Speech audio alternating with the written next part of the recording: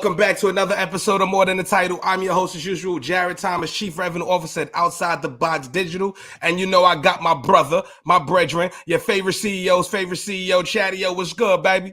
I want to make sure I'm just not frozen today. Can you see me? Oh, no, you're rocking today. Am I moving? Is the shoulders okay? We just posted that. Yeah, you niggas told me I was frozen like a BBQ's drink last week. We never had that shit. Just so you know, we don't play that shit. That modem and that router got fired. Sent that shit to the trash compactor. Got a new one. We can't have malfunctions on the show, ladies and gentlemen. You know what it is, man. We got to have the best shit to get the message across properly. Get the message across. And speaking of the message, it wouldn't even be a message without y'all, man. So straight up and down, straight up. Shout out to our followers, our listeners, our supporters, subscribers, all across every platform. Last week we went crazy. 4-hour episode. 500 people tuned into the live stream, y'all. Crazy. And I ain't gonna lie to you, that was an episode, y'all. Listen, I'm gonna keep it 100, man. Yo, shout out to people already joining on the Instagram. Shout out to Champ. Shout out to Star Sean. What up, fellas? I'm gonna be real with y'all, man. I've never experienced nothing like that in my fucking life, man. At the 2-hour mark, we was about to call it quits. You guys said keep going. At the 3-hour mark, people were still joining. We said let's call it quits. Y'all was like, do not turn this fucking podcast off. 4 hours, 2 minutes, 58 seconds without a drop off. Unbelievable. Come on, man. That's how we do, man. That's how we do, man. So shout out to y'all, man. And also shout out to our distribution partners, the Live Podcast Network. Let me get the link up, y'all. So if y'all want more content from Black creators like More Than the Title, make sure y'all download the app and get great content from other Black creators. This is the first women-owned, Black-owned podcast network in the world, man. Make sure y'all subscribe. Make sure y'all support. Shout out to Angel and the entire team. You know how we do, baby.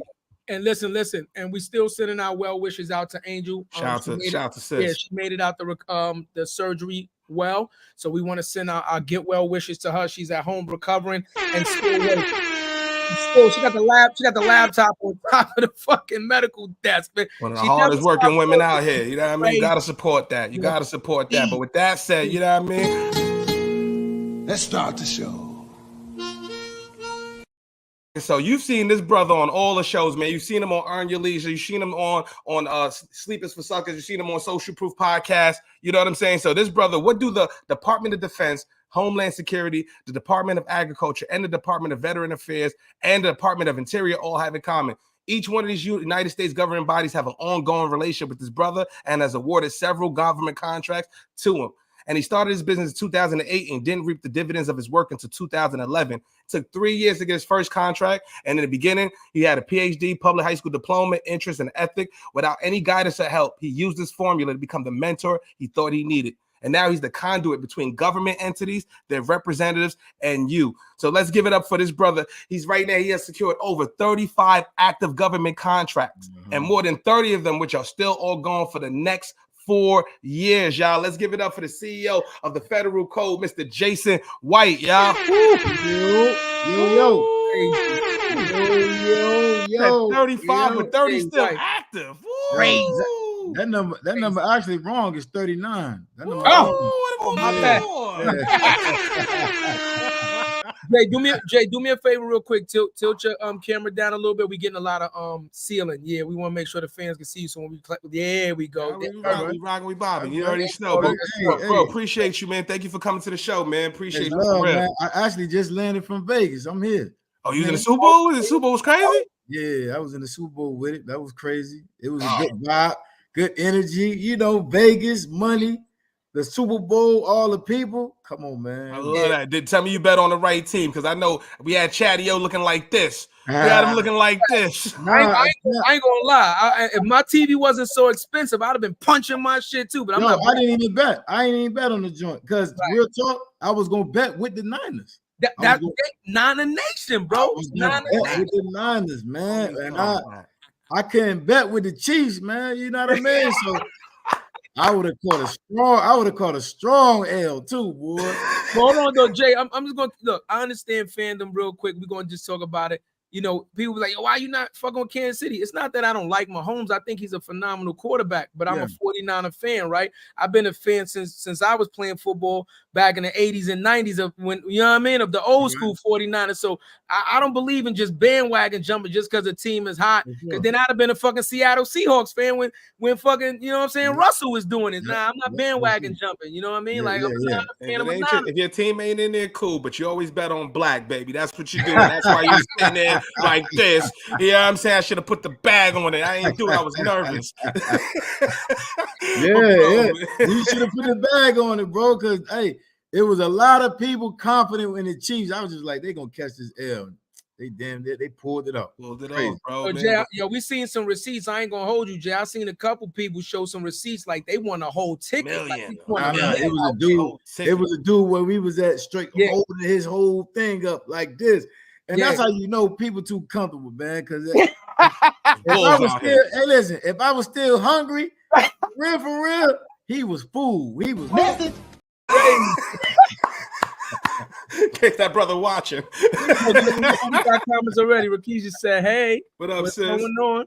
What up, sis? What's up, man? Let's start from that energy, man. I was gonna say, bro, like let's start from the top, bro, because I want to know about your upbringing, bro, because your lane is niche, bro. I don't know anybody that's in your lane doing government contracts at the level that you're doing it, bro. So tell us about your upbringing. We can kind of segue into where you are now, bro. Now I'm from Norfolk, Virginia, man. 2 up, 2 down, 757. So, there you go. Yep. So, man, just growing up out there is hooping or football or is street, right? Is one of the three. That's it. Then you got the opportunity to go into the military and you know, take that role. So, you know, I just thought for real, I was gonna be in the NBA. I ain't gonna lie, man. That was the dream. That was the dream. That was a focus. That was it.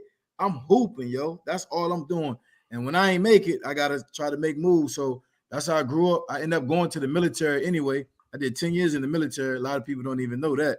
I did 10 years in the military. That was cool, but military ain't teach me nothing about contracts. But what it did teach me was, you know, readiness, work ethic, and always be ready to flow like water. The military taught me that. So I take that. Ready to flow like water, bro. What branch of service you was in, Jay? I was in the Coast Guard. Okay. Yeah.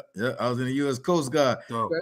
And look, watch this. I barely graduated high school, but people don't know that the Air Force and the Coast Guard are the branches that you got to be intelligent. It ain't about grunt work. It ain't about front line work. It's about all mine. So when I took the test, and it was like, yeah, you can go to any branch you want to. My homeboy was going into the Coast Guard. So I was like, I'm going to just do what he doing. So yeah. I did 10 years in the Coast Guard, but I ended up going to the brig because I still was trying to be, you know, a cocaine cowboy or something back then. So I did 2 years in the brig. That's military jail for people that don't know. And did you get a dishonorable discharge? No, I got an honorable. I ended up getting an honorable. You got an honorable? That's dope. Yeah. So how did you navigate that with going to the brig and doing 2 years? Because just like federal jail, state penitentiary, you can get good time, right? And as you're getting good time, they can start to see that you're making the necessary changes that they want you to make. Also, too, I'm a people person. I mean, I'm locked up, but hell, man, I know you got the keys to when I get out of here, get me an honorable. I'm about to buddy with you real quick. And that's how I got the honorable, man. Relationships. Yeah, because it's real important for people to know, like, the military is a great viable option. If you're not ready to go to college and you're looking to grow up a little bit and mature a little bit, get out on your own. But the military is very dangerous for people that don't understand that if you don't get an honorable discharge or what's called the medical discharge, which they can kind of give you like an other than honorable, if you get kicked out of the military with a BCD, we call it the bad cookie, that's a felony conviction on your record. And it's not a state felony, it's a Fed felony. Yep. So, you know what I mean? That quickly, you could go in the military, go AWOL or some, you know, people be getting kicked out for the, you know, the dumbest shit and end up with a fucking federal conviction of a felony, which is worse than if you'd have just stayed on the block and caught a state bid. You know what I mean? A lot of people don't know you could get out the brig and then the state or federal has the right to prosecute you again. The double jeopardy. Yeah, so I was supposed to get a little bit more than what I did, but like I said, I've always had the, I guess, the gift, the gab of understanding what relationships can do for you, and you know what I mean. So I just had a knack for just making good relationships while I was in there. I got the honorable, just never look back. Yeah, man. That, you know, I want to say by the grace that you actually did it that way, because normally it works in reverse. If you get in trouble, especially stateside, right? Normally the civilian police pick you up and they prosecute you first, and the military sits back and waits. They wait. Yeah, but I wasn't state, I was federal. So so they picked you because so you got to play on that. Correct. Absolutely. Yep. Right. That would have been all federal. So I'm gonna agree with you. It's still by the grace of God that that's a fact. Everything happened the way it happened. So I'm good. Yes, sir. Thank you for your service, bro. We definitely real. Straight up. Definitely brother in arms. I did 5 in the Marines, so trust me, I know what that life is like. You know what I'm saying? Yes, sir. It ain't for the weak. Military, period. I don't care what branch you in, it's not for the weak. You got to understand, you're taking somebody, or at least in my case, with my mentality back then, who don't have no structure. Right. Then you putting them into a thing where it's only structure, or you get broken, or you're gonna get broke down to create this, to have the structure that they're creating for you. Right. So they broke me down so much. I did like the fact that they built me back up, but that breakdown was rough. Message. What was the toughest part for you though, bro? Like was it the basic training? Was it the actual service? Like break us down. Like how'd you get through that? Because you coming straight from the block, you get that. That's a big ass life adjustment, bro. No, real talk. So it's like, number one, I didn't know how to swim. That's the first thing. So now I got to learn how to swim. Let me show the Navy, nigga. Let me swim out here. Well, you got how to swim in every one of them shits, whether you want to go in the water or not. Swimming is a requirement. I didn't even know how to swim, man. So I had to, we normally woke up, I think it was like 4:30, but I had to get up at 3:30 to do remedial swim. So I had to do 1 hour every day to learn how to swim until I was able to pass the test, the swimming part of the test. Anyway, but I think the hardest part for me, man, was just that. It was just taking direction, taking orders. You know what I mean? Like I had to get it in my head. Yo, you actually getting paid for them to yell at you like this. So just do it. Stop bucking the system and just do it. But that was very, very hard. I mean, I got into a fight like the second week in there. And a lot of people don't know this, but when you get into a fight in boot camp, they tie your arm to the dude you got into a fight with. And they made me and him walk around the whole joint. I think it was like for another 2 weeks, everywhere together, showers, bathrooms, sleep. He had to come with me to remedial swim. It was rough. It was rough. It wasn't a game. You ever see Full Metal Jacket? Just getting broken down, huh? You ever see Full Metal Jacket? I've seen Full Metal Jacket. That's how we used to do. We used to wait at night, right? To the fire watchers on guard. Yeah. And motherfucker go to the bathroom, and then motherfuckers just hop out the car down to the bathroom. You know what I'm saying? Like, because we wasn't going through that shit. Like, if you fucked up and got us smoked that day, and we had to do extra PT, and we got our lockup because you did some dumb shit, we fucking you up at night. For real, had I known to do an old school like that, I would have did that and be good. You know what I mean? But I was on site. You just snuffed them on the line. I was like, yo, man, this is crazy. Like, I'm on site with it. Like, boom. Yeah. But that really getting drilled. Like that was hard for me. And then the Coast Guard is not. I knew. Hold on. Yo, Jay. I thought he was going to give you a pass. Nah, don't his eyes. When you said that shit, I seen the look in his eyes. I said, here we go. Nah, don't give me no pass. That was crazy. Don't give me you're my brother, but you know that's going for the audience love that. That was crazy. Don't give me they live for that shit. It makes them go crazy. It was your tone. It was the tone. The tone was crazy. It was all tone. The way you said it, then the hand movements with the drilling. Like I was really like, bam.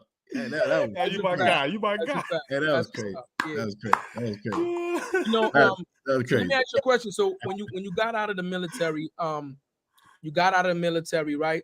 Yep. What was your job in the military? Because that's very important. What was your MOS while you were in the military?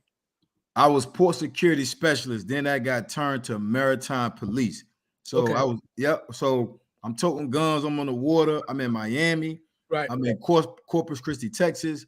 I'm in Portsmouth, Virginia, Hampton, Virginia. And that's what we do. We just hop on boats and check them out.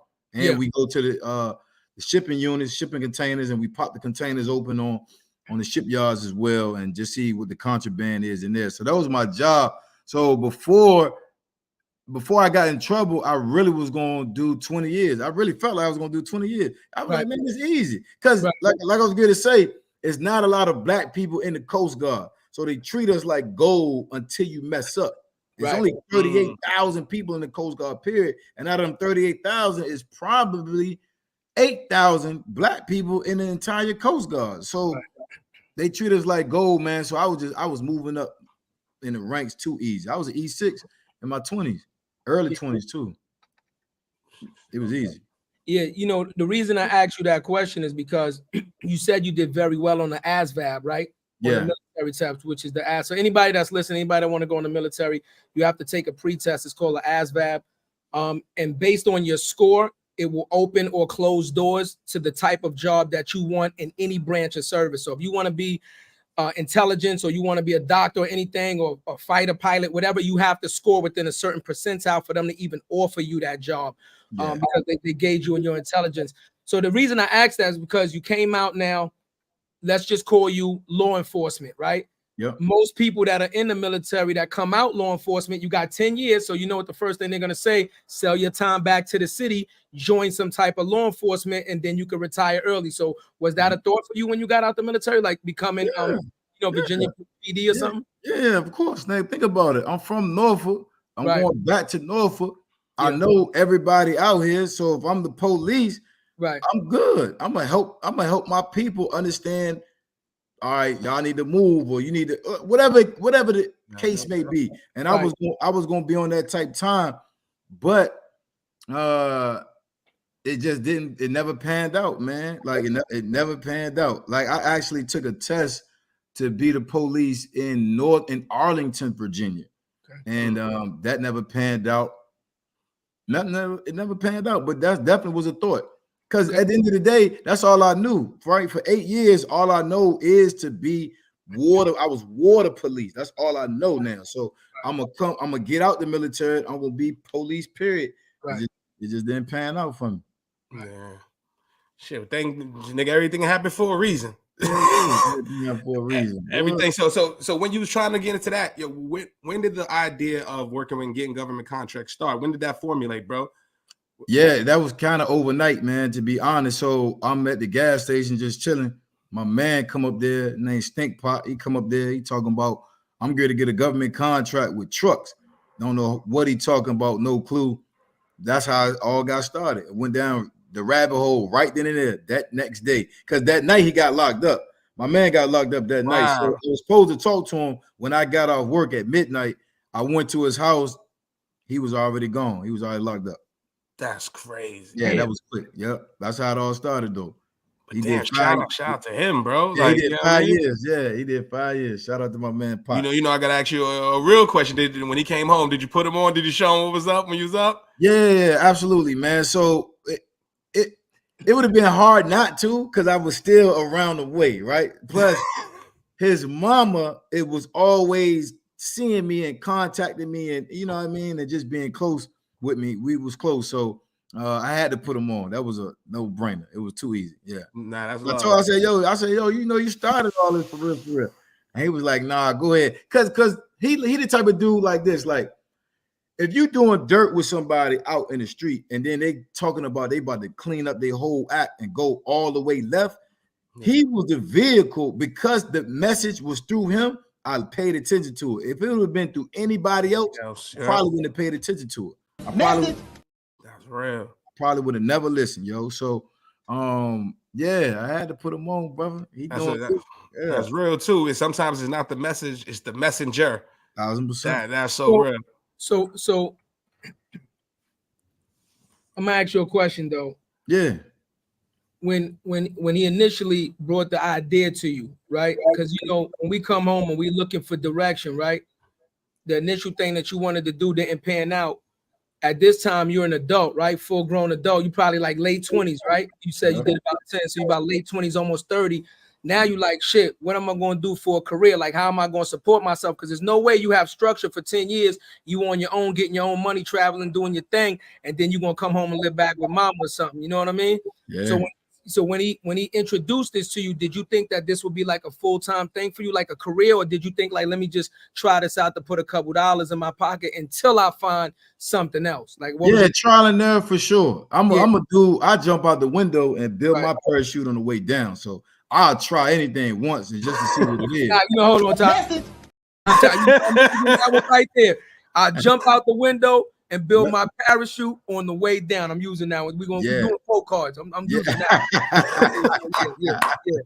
Yeah. Nah, I've always been fearless like that, man. I don't have a fear of failure. I don't have a fear of I shouldn't have done this. Like I really live life with no regrets. I'm gonna do it, and I'm gonna do things to the fullest. So when he introduced it to me, yes, I was looking at it as, all right, man, I'm gonna just get a couple dollars and see what's up. Right. I didn't have no clue where to start, how long it was gonna take me, the type of contracts I need to go get. Like I was ground zero.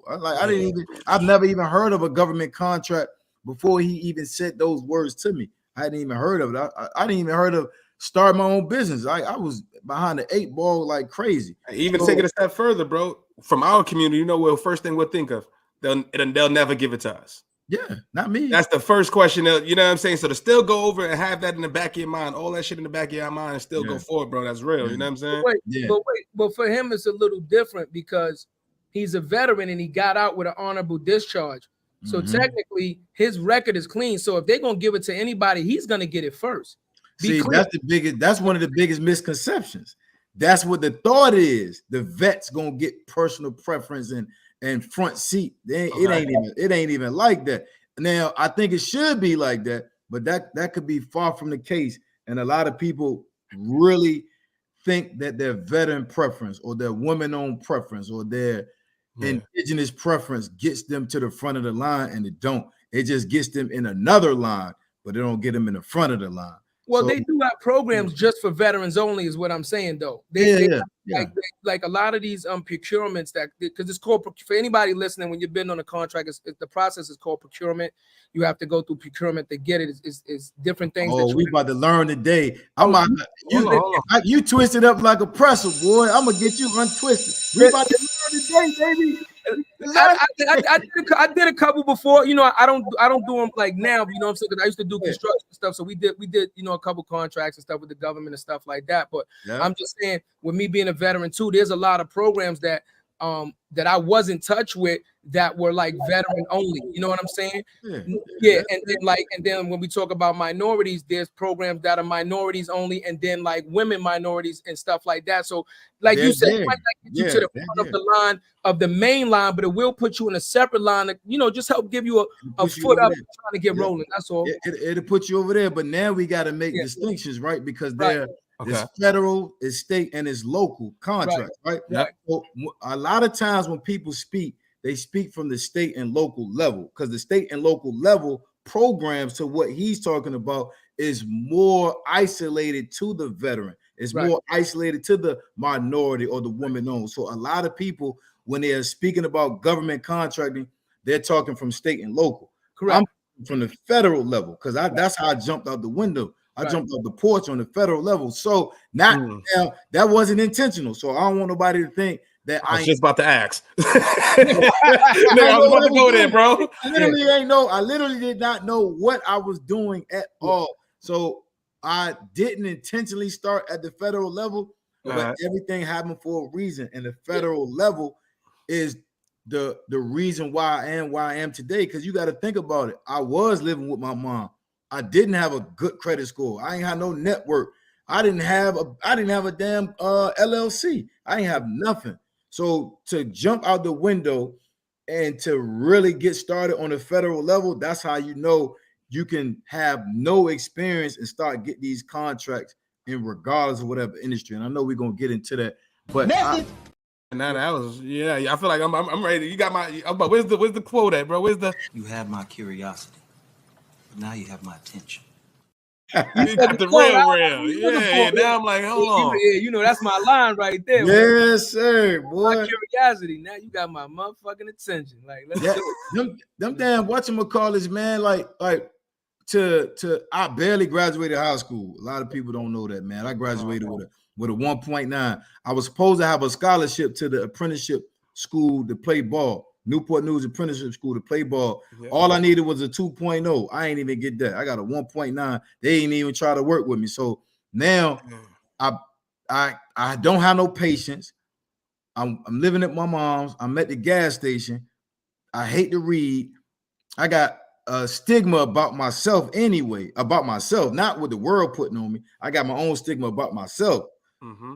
And that's now I'm going into trying to read the government jargon of government contracts where I have to take my time. I got to be patient, but I got to read. You know what I mean?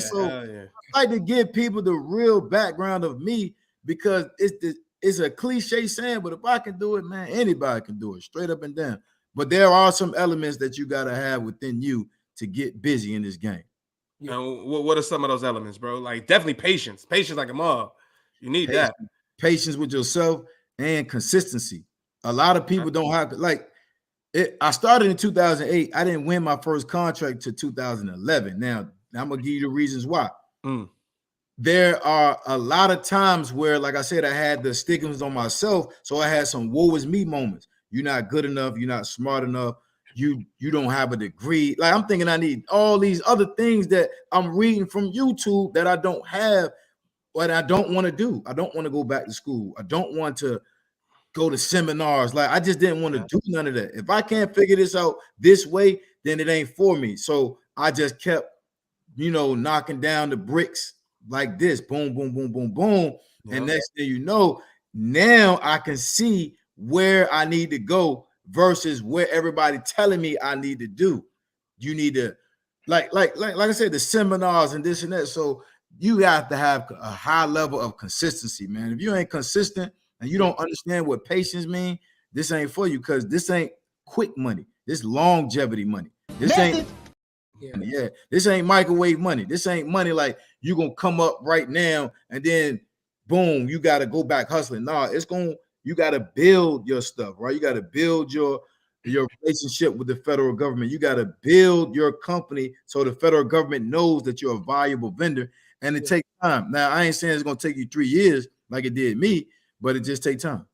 So that's real. Real quick. I feel like before we get too heavy into this, we have to backtrack. You didn't have a company. We need to let the people know what type of contracts were you actually interested in general. Because when we say contracts, but there's a lot of different contracts that you could, try for and bid on and things of that nature. So what was your area of focus that you were trying to get? Because when you developed your company, obviously you have to say, I want this contract. You can't go in there and say, I'm a company, I'm going for every contract possible, right? Because you can't do that, right? Hell no, you can do that. Hell no, no, you can do that. That's what I did. I don't have a niche. I don't have a specialty. Watch this. Gotcha. I don't have a company where I got lawnmowers. I don't have a company where I got cleaning equipment. I don't have an IT company. I have a security company. Right. I quickly noticed that the federal government needs these products and needs these services. Right. I also quickly noticed that there's companies out here that have that product and have that service. Man, let's just go ahead on and marry them. I'm the conduit. I'm gonna be in the middle. So I did not build my number one. A lot of things happen to me on mistake and on purpose, right? Everything happens for a reason. Okay. But at the time, I'm not knowing what I'm doing until I started documenting my process, which I'll talk about that too. But I built my company to be general. All I heard was general contractor, right? Yeah, so I'm like, all right, watch this. I'm not knowing general contractor is for construction at the moment. I ain't know that. I'm thinking it's just general. It's for everything. I'm telling you where my mind was at. And I'm so thankful I was like this because I'm gonna break down some barriers right now. So I'm thinking about general contractor. My company can do it all because I can reach anybody's company. I can do it all. I ain't got to myself. I can partner up with anybody to get the fulfillment completed. I was doing that in the streets. I wasn't in the plug. I knew the plug, and I know people that want to be in the corner. Okay, cool. I know the plug. I know how to get you to wait. I ain't touching it, but I'm gonna pass. Like I was already doing that. So now the federal government, let's just say they need 2.5 acres of grass to be cut. My company isn't a lawn care company. It's not a landscape company. But in Norfolk, Virginia, there's a landscaping company that can do that 2.5 acres of grass. It was a layup. So yes, I absolutely built my company to go after everything. I didn't niche down. And I hate it when people niche down. You putting yourself in the box. The government don't do that. We do that to ourselves. We say stuff like this. I built my company to be a digital content company. So I'm going to go get a digital content contract. Right. That's got to be one of the ass backwards things in the world, because remember, I'm talking from the federal level too. On the federal level, there are 96,000 opportunities. So why are you going to anybody saying, look what I can do, when they telling you what they want 96,000 times? So you got to reverse engineer it.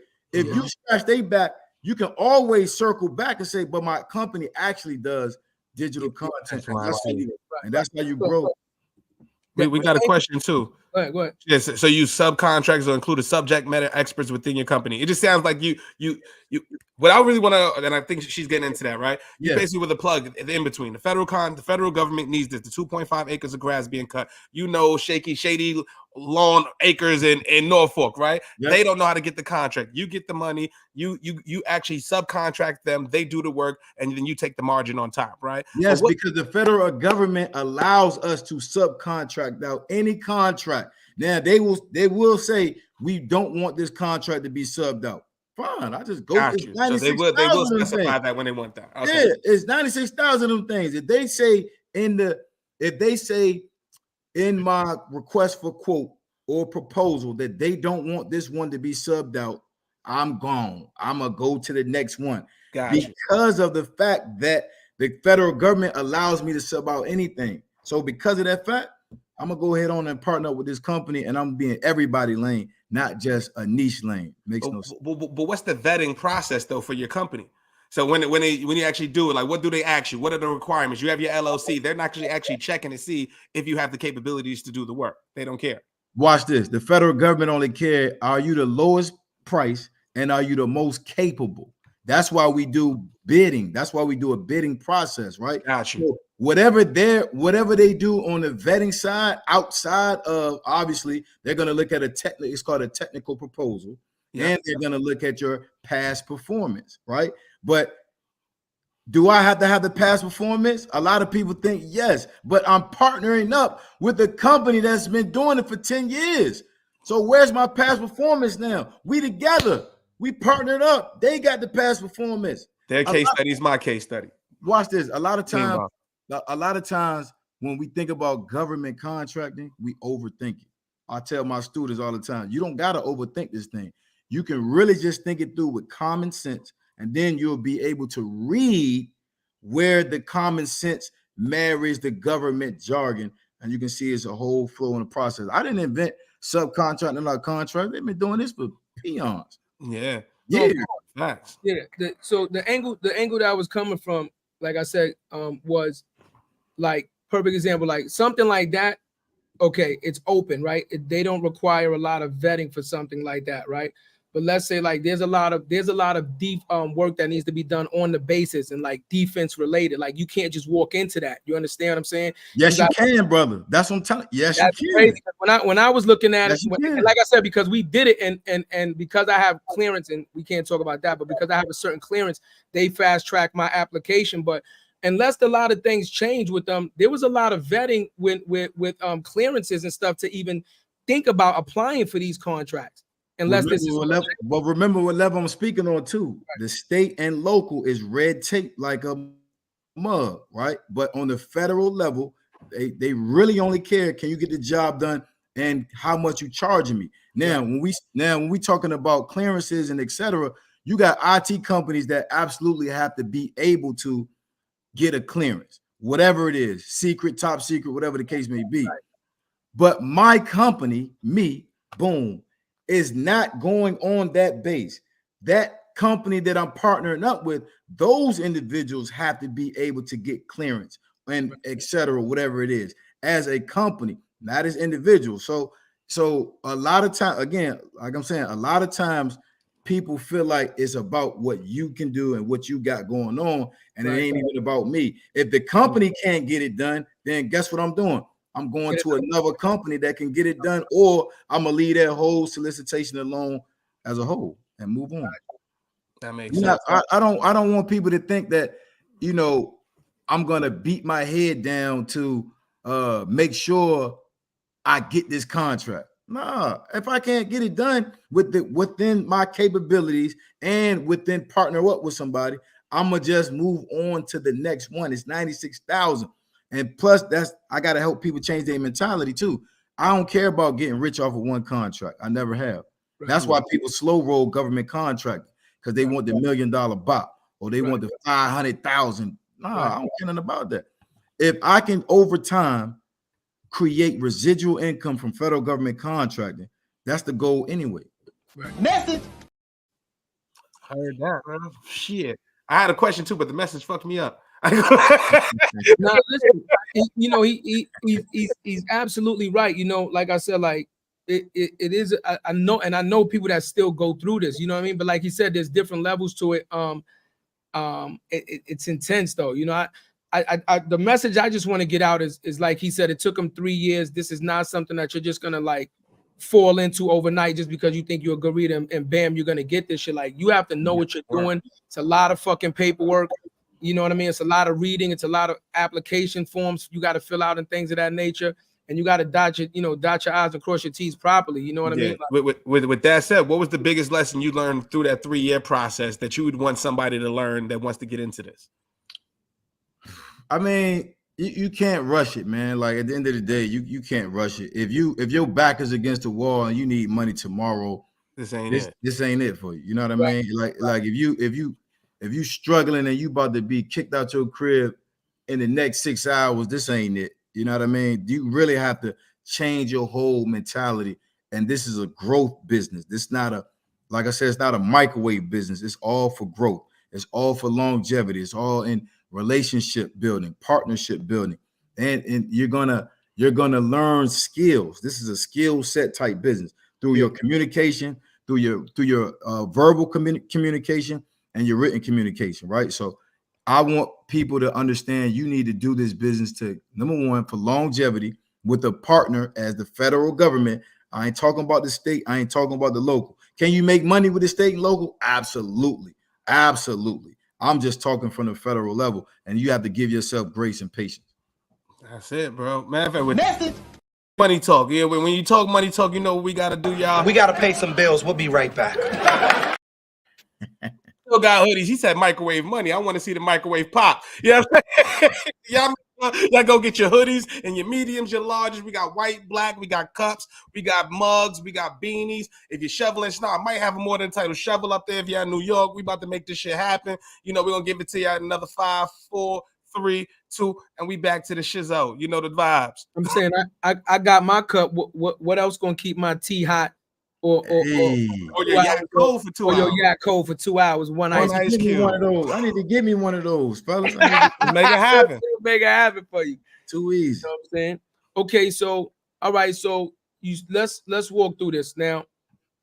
He gives you the initial information of how to get started. You start building on this thing. What are you doing now since you made it a point to say this to say to the people? Listen, if you're about to get kicked out, this is not quick money. What were you doing to supplement your income and take care of yourself for the 3 years before you actually got this first contract? I'm still at the gas station. I'm doing, I don't know if people heard of labor ready, but I'm doing labor ready jobs. When you go to the job and you get at the end of the job, you get paid that day $40, $35, whatever it is. So I'm doing those type of things. I'm living at home with my mom. So you know, obviously she taking care of majority of the bills, and I'm giving her what I can when I can do it. My daughter was just born at the same time, so she around. I think she was around like 3 or 4. So that's a thing now. You know what I mean? And kids ain't cheap. So a fact. So I was really going through it mentally in a bunch of different areas. Yeah. Like I'm a grown man and I was doing very, very well in the military. Now I'm struggling for real. Like it wasn't even paycheck to paycheck, yo. Like I knew I had a paycheck coming, but that thing was already spent. Like I already knew I needed to spend that money. So I wasn't even paycheck to paycheck, bro. So I'm doing those jobs, but at the same time, I'm trying to. A lot of people laugh when I say this, but I'm trying to be the most successful gas station attendant that I can be. I care about where I'm at today and being competitive and successful in what I'm doing right now. I want to be the best at whatever I'm doing. So I was actually trying to be the best gas station attendant. So number one, I could get more hours. Number two, I could possibly be a manager. Then number three, you know what I mean? Like, if I'm here, I'm about to just get busy. I'm about to work. So I wasn't like, damn, I don't want to be here. I got to make this work. No, I was like, I got to make this government contracting thing work because I like it and I'm feeling it.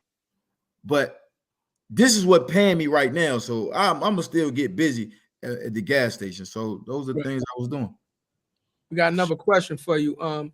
So what's your favorite federal agency to contract with? The federal agency seems to have the most, do they have the most viable opportunities? And I guess she's talking about, again, versus the state or the local when it comes to the contracts. Man, the best agency, I guess it'd be the Department of Agriculture.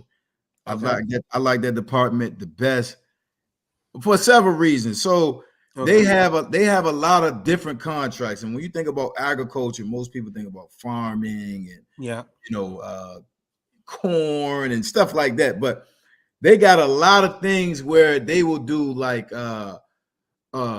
tree trunk removal services, or they'll do like, oh, we need a new roof on this historic building over here. Like they do a lot of contracts like that, and those are longevity. Watch this. When you think about, I just go back to the quick example real quick. Tree trunk removal services. You might think that's a one then done, a one and quit it and hit it joint, right? It's not like that. They want you to chop the trees down. Then they want you to chop the wood up. Then they want you to wait. Then after you wait, then they want you to remove some of the stumps. Then they want you to go over the grass. Like they make them contracts stretch out so much, and them things could be done in 6 months, but they stretch them out all the way to damn near 2-3 years. Right. So I like that department probably the most. And after that, it'll probably be Homeland Security. I like that department as well. My two joints. Okay. Damn, bro. So have you ever had like, so when you subcontracting it, like what is one of the craziest things that's happened, bro? Have you had a bad, like obviously your reputation, everything sounds like you're project managing. And if you're managing 39 of these, right, it's very difficult. And the real thing is you got to have a team. You got to build the right team to make sure you have the infrastructure in place in order to control all of this, right? So like, how did you learn all those things, bro? And any bad experiences that you've had that you've learned from this shit? Yeah. I need to know like shit all of the above. Watch this. You can't. People lie all day long. They lie on their websites. They lie on their resume. They lie over the phone. So now you over the phone looking at somebody's website and they like, yeah, I got all this equipment. I got all this personnel. And then when they actually go out onto the site to do it, it's the dude and his uncle with no equipment.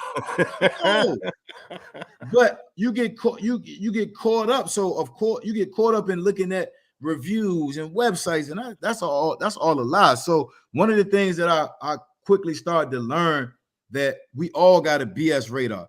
Everybody knows somebody BSing them. I don't care if it's in your field or not. You can always catch a vibe when somebody you just like, that don't even sound. That's BS. You know what I mean? So facts. You can't vet individual. Well, we stop vetting individuals off of websites because that'll have you in the world of hurt.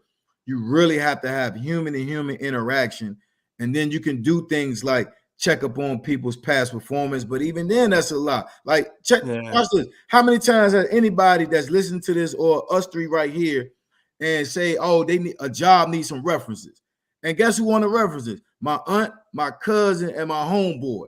Hey, you might get a call from a job and about, the next day, tell them I was the best. Like, people be lying all the time. So you can't even use their references as a point of a warm and fuzzy. So I just started to really vet them in different ways, and it's been working out. Obviously, some people still slip through the cracks and lie and BS, but one thing that is a misconception with the federal government is you get blackballed if you don't do your job right, or you will never be able to work a contract again. That's far from the truth. The federal government loves to work with small businesses. It's their business to work with small businesses.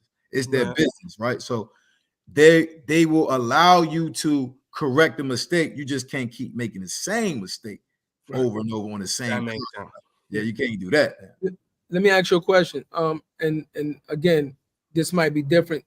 With the companies, when you're doing your vetting process, does the government require you to do they go off of your safety rating based off your insurance? Do they actually look for that and say, like, you have to have a company that has a safety rating or insurance rating of at least this that shows that they don't have accidents on the job? Or you understand what I'm saying? Or that because that's a way that, the state and the local weeds out people also based on your previous performance. If you had a bunch of accidents or a bunch of claims and stuff like that, if your insurance number is too high, they won't give you the job. Does the feds operate like that also? Yes, they do. So they will ask for your ratings if that solicitation warrants that, right? So how solicitations really break down is this: if they're asking for these things, then you must provide it. If you don't provide it, then guess what? You can't even submit the proposal for it. Right. So if the government is asking me for safety ratings and this company is not willing to provide it to me, then I'm out the picture and they are too. So I'm gonna go find another company that can provide the ratings that's satisfactory to the federal government's eyes, and then we put that proposal in together. So yes, sir, absolutely.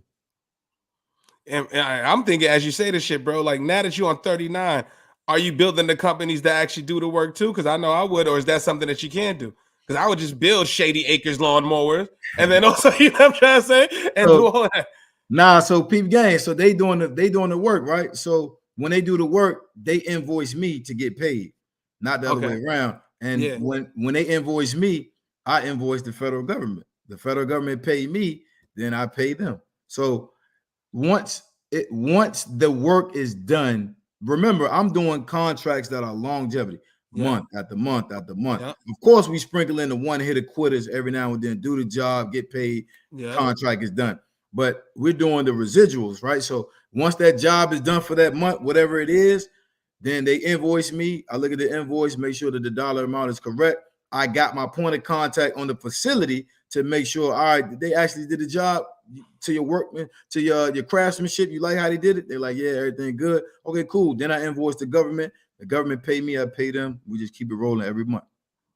Fine. I would still make my Shady Acres lawn. So when I invoice myself to invoice the government, of course you can do that, right? Yeah. But I don't want employees, man. Like I think a lot of people build companies for employees. I don't care nothing about that. I like a team, yes, and they can be considered employees, but they my team. Like we do. Absolutely. I'm teaching them how to just be me times 7. I get 7 people on my team, right? So just duplicating myself 7 times to get 7 times of the work done on a yearly basis. I never wanted to build a company for employees. Now, when we started to acquire companies, obviously that's a different story. I didn't build. Yeah, I don't want to build for employees. I want to acquire for them. We're talking acquisition now. You know what I'm saying? Before you're good acquisition mode. You gotta be there. Because relationships, bro, because what you're describing with the federal contracting, right? It's similar to what we deal with in the marketing world. So I'm from the advertising world. It's called a request for proposal. So for instance, if Pepsi Cola wants to do a marketing bid, let's say for the Super Bowl, right? They'll give it out to 10 agencies, right? And for you to be on that agency list is a privilege or whatever, right? But they also have an incumbent, right? So then you have to beat the incumbent. They have the relationship. They know the direct point of contacts. They know all of that shit, right? And it's very difficult to get that win as the new player, right? So winning that first one, right? Knowing what we know now, like how did you really establish over? Like once you get the first one, you know they're gonna put you on. You make relations. But how did you get that first one and beat the damn incumbent? That's crazy because it's actually it's very similar.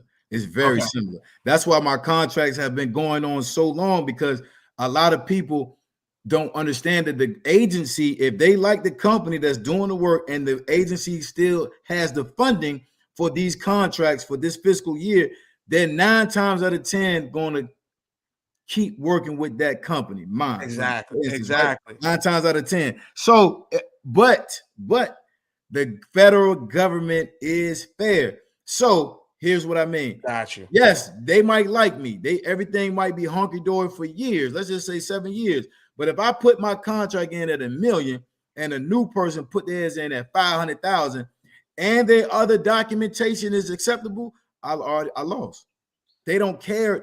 They care, but they don't care because they want that lowest price. The federal government got deep pockets, but they hella cheap. So you gotta understand that you're not looking to, get rich off the government. What you're looking to do is submit competitive quotes.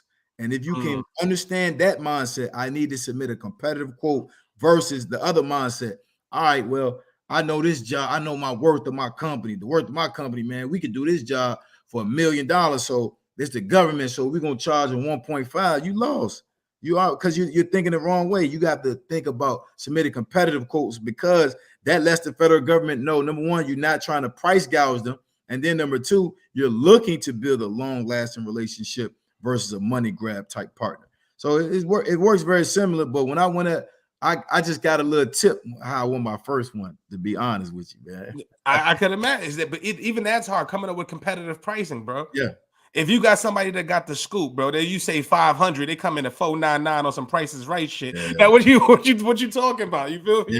Yeah. It is a competitive market, but that's why I don't advise people to look at websites at what the previous company had priced their contract at. That makes no sense, right? So there is a thing called yesterday's price is not today's price. That's real. So when you're looking at a sheet or a website thinking you're going to get a competitive price edge, you're actually losing yourself, because somebody put a winning bid in last month at $1 million. Don't you know prices of gas change every day, damn near? Right. Price of eggs and bread and all and milk and all it changes, it fluctuates. So based off the stock market and some other things. So it is always important to build a relationship with the people in that industry that actually is boots on the ground, because their price point is going to be real time. And that's one of the ways that we stay with a competitive price edge. Message. Yeah, there's a so the reason I ask you a lot of these questions is because when I came home, I got into construction. So I've actually been doing construction 22 years. So like, nice. Nice. Yes, sir. Yeah. So I'm a project manager. I'm a safety manager. You know what I'm saying? But I came up through the ranks, through the apprenticeship program, and as a laborer. So we do, I build skyscrapers. I do this shit like every day. Well, I used to, I quit. You know what I'm saying? Yeah. There's a book. I can't remember it now, but there's a book, right, which links to a website. What that does is, when the price goes up on anything, this is what we use to price our jobs out, right? It tells you the price of everything: steel, wood, lumber, like screws, everything, right? And as the price goes up, it updates it for you. You understand what I'm saying? So it helps to give you this real-time thing. So now that makes sense. So what we do is, say you going for a procurement and you're like, hey man, I need to cut this grass, whatever. You can just plug in the numbers and say, what do I need to cut this amount of grass, blah, and it'll say you'll need this, you'll need that, and this is the normal price point. From there now is you can say, okay, this is the normal price point. Is if everybody's using this standard, how low can I go to make this thing winnable? Because I don't know how they do it on the feds, but if you go too low in state and city level, they'll look at your proposal and go, that's too low. You can't possibly do it for that number without cutting corners. So do they do that on the federal level too? Yes, absolutely. Yeah, absolutely. So the going low is an eye catcher, right? But it's not a guaranteed winner. What they will do is exactly what you said. They'll be like, yo, this price point is too low to get this job done at this magnitude. Correct.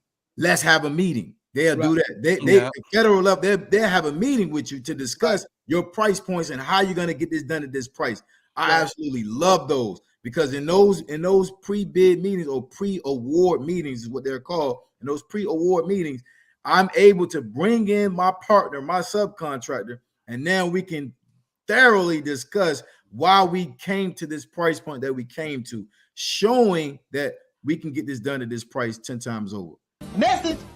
And that helps a lot to have that meeting. Now, when you don't get a meeting and they just email you back and say the price was too low, we went with somebody else, ain't nothing you can do about that. Yeah. Well, we also have Rakisha. She's on fire right now, yo. Have you ever protested a decision? Absolutely. Hell yeah. Like, you gotta think about it. I'm still a small business, and there's some solicitations where the federal government will look at a small business. They have certain thresholds, right? So they'll say, all right, after 18.7 million, you're no longer a small business. Some of them go to 47 million. After 47 million, you're no longer a small business. Right. So bigger companies try to recognize where the threshold is. So they'll go ahead on to submit their own proposals, and sometimes they'll win, knowing that is allocated for a small business. So that's some of the times if I've lost to a bigger company, which I'm 50%, right? 1-1 lost one. I mean, 1-1 lost one protest. I won a protest, and then I still lost the protest and lost the contract ultimately as well. But if you see that and you know you were supposed to win, and then you do a research and that company is at 50 million annually, well, they're not supposed to win this contract. You can protest. The protest it's not a short process. It might be like 2 months, but you can definitely protest if you felt like you should have won based off of the other company not meeting the basic requirements. You can't protest price points. Their price is too low. You can't do that. You can do like I said, a bigger company versus yours, and you can do a regional protest. So you can say, this company is in Africa. They shouldn't win this contract. We should win it. Yada yada yada. You can go from there. Fine, bro. You know I gotta ask you, because we hood dudes, bro. I gotta ask you. You know what I'm saying? You weren't like me, bro. What was the mama I made it moment for you, broski? Because you know what I'm saying? What was that moment? You was at mama crib. We just made. We got this contract now. We got the Super Bowl, baby. Let me know what's good. What was that moment for you, bro? This is when I won that first one, man. So let me answer this twofold. So when I won that first one, that was $125 profit. Now, obviously, that ain't life-changing money, but the process to win that first contract was life-changing. You said it was $125K profit? No, $125. Let's get it. $125. I was about to say, nigga, $125K profit. No, $125 profit. That ain't life-changing for nobody, right? But that's an extra $125, and I figured out the process. So that was a super aha moment for me. That was like, yo, this is crazy. Now, let's fast forward. I got my first awarded contract for subleasing federal space to the federal government. When I got that one, I was like, it's on. It's over. It's over. You can't tell me nothing. I was, you know what I mean? I was feeling saucy. I was feeling good. You couldn't tell me nothing. But that was a real moment, because that same month, that's the month I retired my mom right there too. Ooh. Message. Hold on, let's get air home for that, baby. Let's get air home for that, man. Yeah. Let mama love. We got to go to third period with that. Yeah, that was it. That was a big. Yeah, that was a big accomplishment. Feel amazing to you, also, man. Facts. As a son, period, man. Just as a son, to be able to turn around and say, like, I got it from here. You understand? I think that's, every child's dream, to eventually be able to get in a position and be able to kind of like look out for their parents and be like, yo, thank you for everything you did for me. You know what I'm saying? So I think that hits different. You know what I mean? Man, you gotta understand, most boys like us, we put our mom through it all, yo. You know what I mean? My mom, as a fact, we put them through hell and back. So like you said, when you got the opportunity to be like, yo, just do whatever you want to do. I got the bills, I got everything, spending money, whatever. It's an amazing feeling for sure. And I want to be clear on something, right? Just for you motherfuckers listening out there, right? Retire. If you gonna retire somebody, right? when you tell somebody it is okay to stop working, you are assuming all financial, technical responsibility for them outside of whatever money they're bringing in. If you can't tell somebody to retire and then be like, and then they come to you like, yo, I want to do this, I want to do that, I'm kind of fucked up. You're like, well, I mean, don't you get paid? Now you can't do that. Like, if you telling them to retire, you telling them that retirement is a lower base income percentage wise, right? If you retire, if you're vetted, and you have the time to retire, it's a lower percentage of your salary. So now they're on a fixed income. You understand what I'm saying? So, so you are assuming a huge responsibility. So, don't take that shit lightly. Don't do it just to try to say it. That's a fact, because you can ruin somebody's life like that. Because once you retire, ain't no going back, ain't no calling the company like, I don't want to retire. Let me come back and do that other 3 and get my max. You know what I'm saying? Yeah, like, no, for sure. Like my mom never really had I guess like a career, you know what I mean? So she was odds and end jobs for a long time, man. And then to be, straight transparent, she was working at Food Line. And so my mom never really, and she was happy. Like she like me. Hey, I'm at Food Line, cool, but I'm about to be the best here. Forget that. So she taught me that, but I think it's very, very important to understand where we get our work ethics from, right? So we get it from what we see. And I grew up seeing this lady working 2 jobs every day. And me and my sister, we cooking chicken and rice, frozen chicken at that, and throwing the, you know what I mean, the rice in the microwave and just trying to make it work. So when you can take somebody that worked hard all their life to make sure that her kids was good. Then my mom actually raised my cousin because my aunt passed away. So she had to raise another set of kids too. So it was something that I was, actually pushing for. I got to make this lady just comfortable as I can when I'm able to do it. Absolutely, bro. And congrats for making it happen, bro. Like, so that's a fire mama I made it moment, broski. And also got to ask you, bro, because it's business and we're entrepreneurs too, bro. And we all know there's ups and downs and ebbs and flows in this shit, right? So what was there a tough down moment in the business? Where was contracts? Where was maybe a down patch? It was rough to get a few contracts, things like that. Yeah, so it's not. I don't want somebody to think that every time I submit a proposal, I'm always winning. I've lost way more than I won. I've lost way more than I've won. Way more. Absolutely. But the biggest thing was when I needed help. You know what I mean? Like I was like, I'm a control freak, man. Like I don't want to. I didn't understand delegation at that point, right? I didn't understand how to relinquish this and get this to this person and boom to help me grow. Actually, I didn't understand that.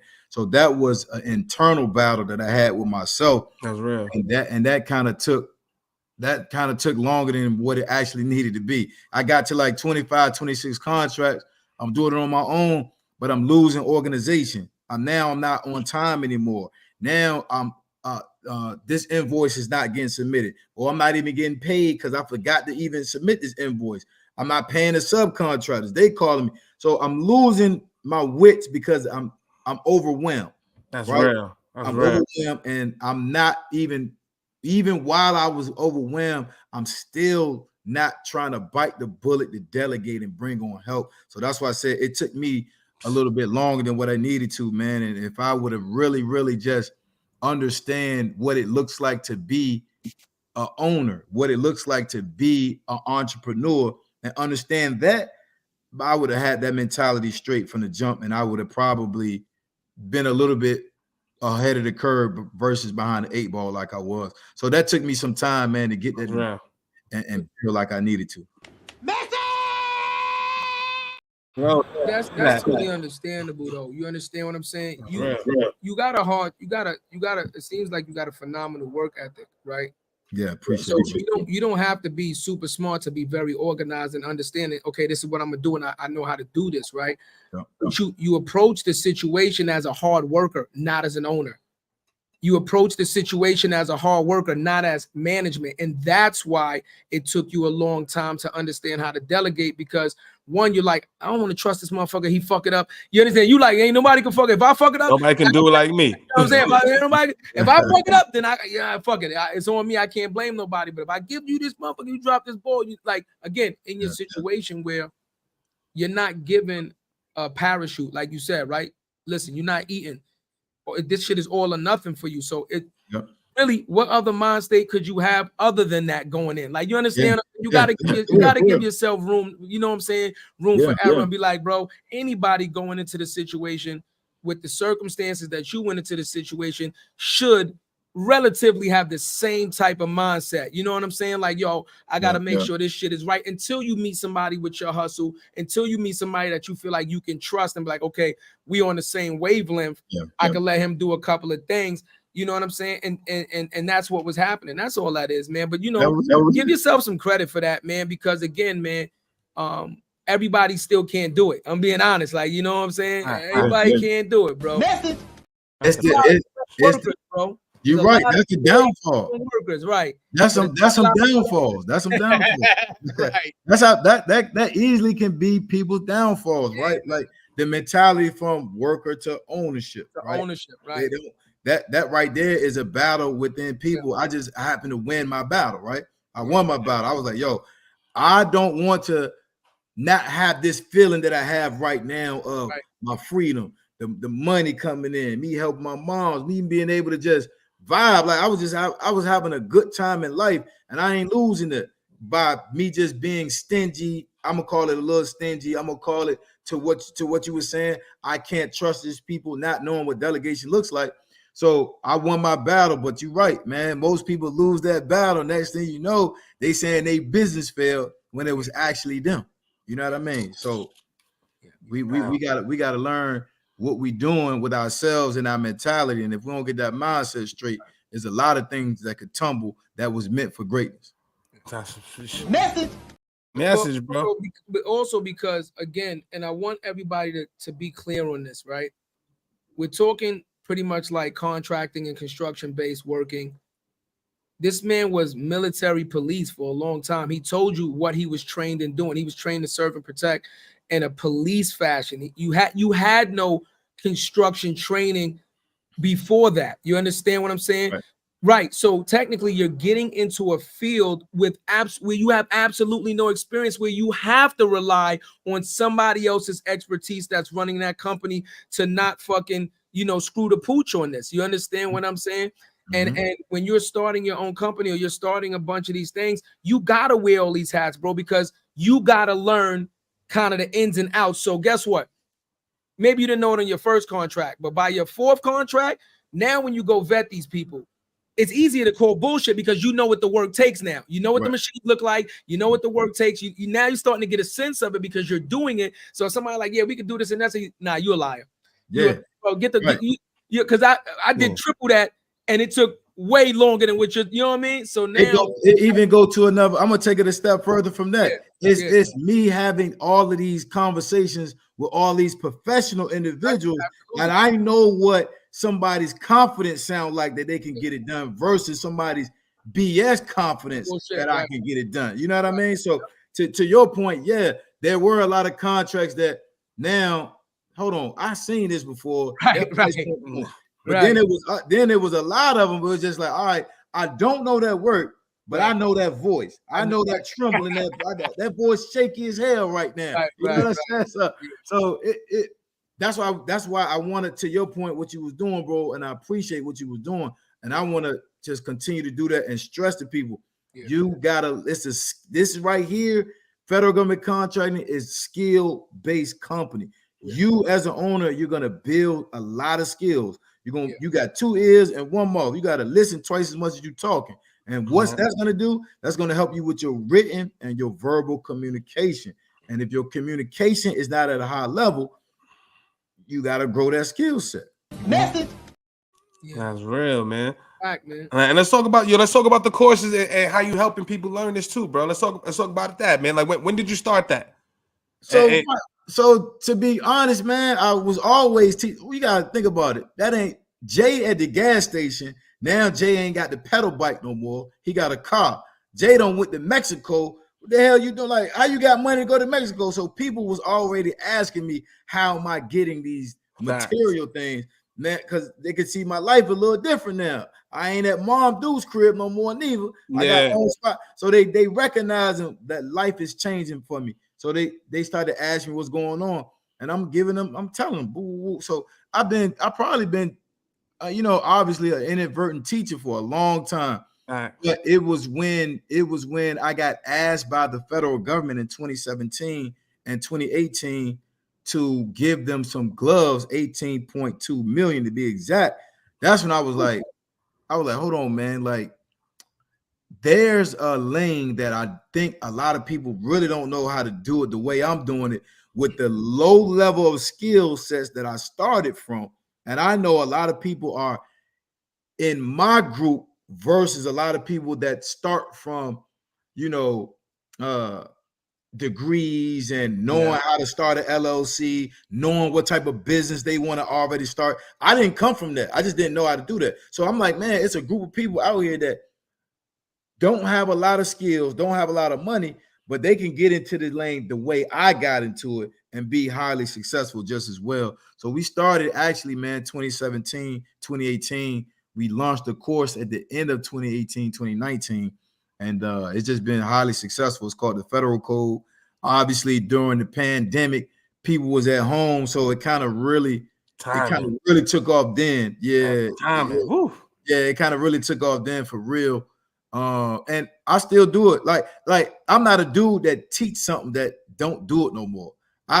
This year alone, we've already won 7 contracts. So it's not like I'm doing something that I did 15 years ago, and now I'm gonna teach you how to do it, and I'm a relic, and the information is old as hell. Nah, I'm doing this right now with my team today. So right now we got a little bit over 6,500 students, man. They've already procured over $53.5 million in federal government contracts for physical work that they're not doing.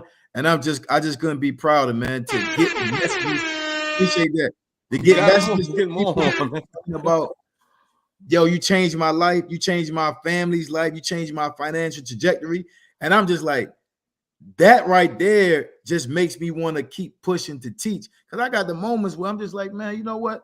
I was never on Instagram. I was never on no social media platforms. I wasn't on none of that because I was getting busy. I was doing my thing. I wasn't sheltering the information. I just wasn't in front of a large group. I was just doing it for the people around me. But when you do it for a large group, sometimes you can get a discouraged or just tired. You know what I mean? Like people want to. It's crazy. My son will be with me somewhere, and I might be tired, and somebody want to rap with me. Yo, I learned government contract through you, yada yada, or take a picture. And sometimes I ain't on no Hollywood shit, but sometimes I just be like, man, it's cool. I'm with my son, so let me chill. But I can't turn that off because that person wants to express to me that I changed their life.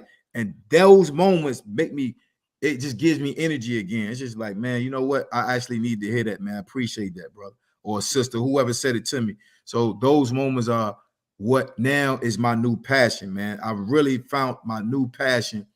Actually, you know what? I don't think I ever found my passion outside of basketball. I don't think I really had a passion, but I think now, I know now teaching government contract and seeing the light bulbs and people heads go off, that's my new passion. Easy. My God. I'm announcing it right now. More than the title, federal codes. We doing Shady Acres lawns. We doing. I want in, brother. How do I get to the yams? I'm telling you right now, it's more than Jarrett. I want in, nigga. I done did that shit for Jay. I done did that shit for 22 fucking years. I'm not doing that shit. Not a my project managed like a motherfucker. You see me? I know a good lawnmower. Again, that shit sound cute to you actually fucking project managing. Look, be clear. Project managing off the job is completely different from fucking project managing on the job. Yeah. Be clear. Be very clear. Project managing from his office, calling in saying, yo, is shit good? That's one type of project manager. Being the project manager that oversees the day-to-day, like the budgeting, the scheduling, and shit like that, that's a complete different fucking animal, bro. Yeah, who the fuck got the time for that? Like, who got the time for that? No, again, but no, the reason I'm saying that is because that's an actual job, and that not only is the job, that's a job that gets paid very well, hundreds of thousands to do that. Absolutely. Man, watch this. The way my life is set up, man. I want to be as hands-free as I possibly can be. Right. Yeah. As hands-free as I possibly can. Hit me with the fires. Yo, they ain't get paid, or we need to get paid, or something like hit me with the fires. I'll put them fires out. But that day-to-day stuff, like so to like even when you're acquiring companies, that even takes a process, because at least I want to, if I'm acquiring this company, guess what I want to do mentally, just for me, my own sanity. I want to learn about the business. So now I got to be in the business for a couple of days, sometimes weeks, sometimes months, so I can feel comfortable to remove myself. But that being intertwined and having employees, and you got to deal with this person and talk to that person, man, catch me on the golf course, catch me on the basketball court. Catch it with my youngest, man. That's how my life set up. I ain't. That's like, my boy, my guy get money. He said, set me at the course. That's where the money at. At the golf course. I commend anybody, and I used to tell this to people as I was coming up in the ranks, man. I commend anybody that's able to elevate themselves from a worker status and become an owner and an entrepreneur and do that. Like I said, it's just 6 degrees of separation. There's a lot of people that are phenomenal technical people, great hands-on. They will do your job phenomenally for you, but managing the company, it'll go under. You know what I mean? So it's about it's about finding that balance. I got a question for you though. So when you're doing these contracts now, right? When you're doing these contracts, and you kind of touched on it before with the growth of your company, and you now starting to move from obviously the beginning stages of a startup company to a mid-level intermediate company and stuff like that. Do you actually, now that you're up and running, have like a projected amount that you want to go for the year? Do you budget out and say, okay, listen, I want to shoot for contracts where, we're looking at like, budgeting out like 10 million a year. Do you actually do that now? Or are you still just taking them case by case basis and then saying, okay, once we hit what looks like to be our limit, then we stop? How do you go about that? No, phenomenal question. So we do the case by case, but when you get to a certain level, you get what's called sole source by the federal government. So you don't have to bid on anything. They come to you. So we have our sole source meetings with the departments. That's why I name Interior. That's why I name Homeland Security, because they'll say, hey, we want to give this dollar amount of contracts to you for this fiscal year. So they actually help us plan our budget out for the fiscal year. And we don't have to do it because we're sole sourced by those agencies. So phenomenal question. Phenomenal. Man, my guy. With that, I know we got a wrap, bro. But I just want to let you know, man. I just want to thank you, man, because I learned a lot from this conversation. Yeah, and just to see another black brother, bro. Where we from? You know what I'm saying? I got family in Virginia, but we from Petersburg. Shout out to Vance. It's real out there, man. We got family out. You know what I mean?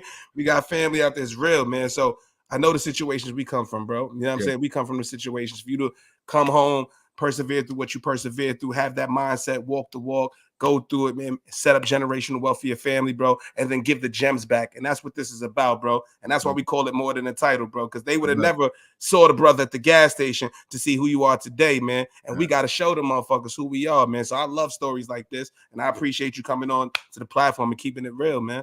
Nah, man, appreciate y'all for having me, man. I do want to say something real quick, man. I never want anybody to think that I had a super hard life, right? Like, my mom didn't have us in the hood. I just walked down to the hood.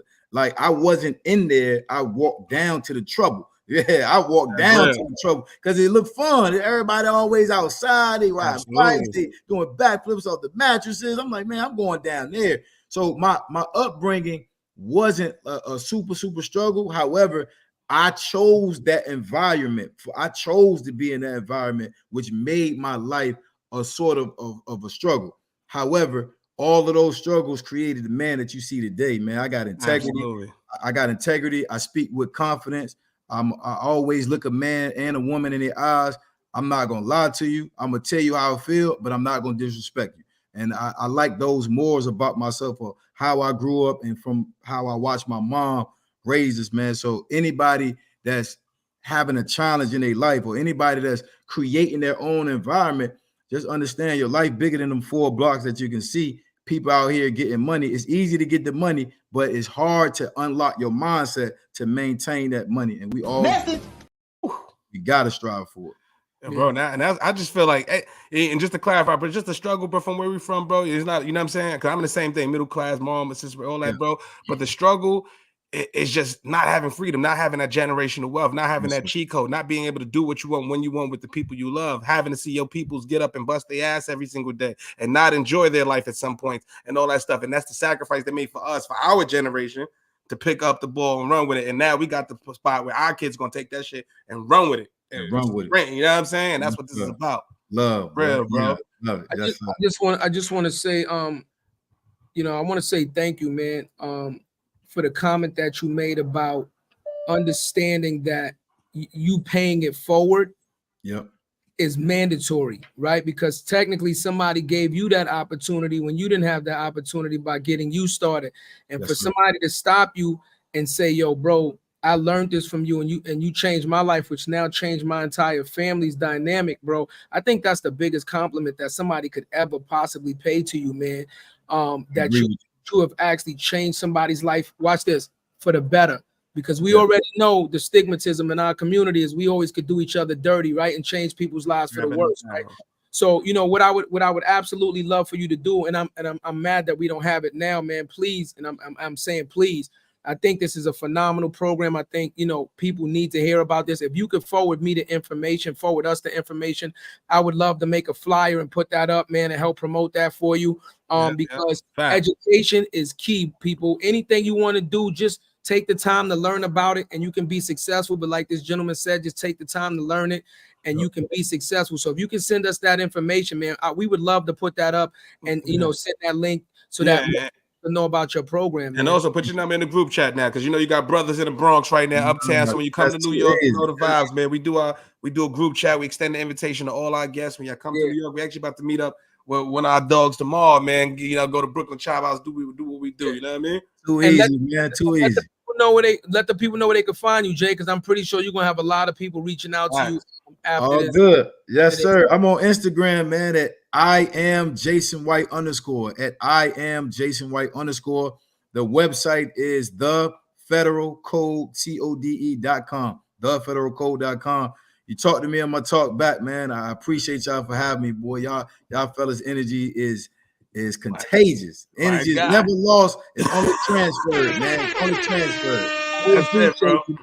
What you got coming up, Jake? You already know, man. So you already know later this week we got Netta Jenkins coming up this Thursday. Next Tuesday, we got Jay Alexander, co-founder of FUBU, pulling up.